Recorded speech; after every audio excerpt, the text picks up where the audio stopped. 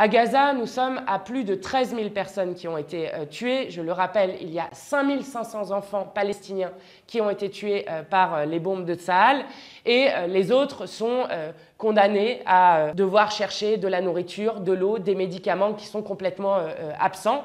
Alors, il y a eu un accord qui a été trouvé qui a acté l'échange de 50 otages du Hamas contre la libération de 150 prisonniers palestiniens, femmes et enfants de chaque côté, avec une trêve humanitaire de 4 jours qui a été déclarée. Bon, évidemment, c'est une bonne nouvelle que des otages soient libérés. Ça fait 46 jours que Gaza est bombardée. Et si nous n'avons eu de cesse, depuis 46 jours, de dire qu'il faut appeler au cessez-le-feu, c'est parce que le cessez-le-feu est le seul à même d'épargner des dizaines de milliers de vies innocentes, mais aussi de permettre la libération de ces otages.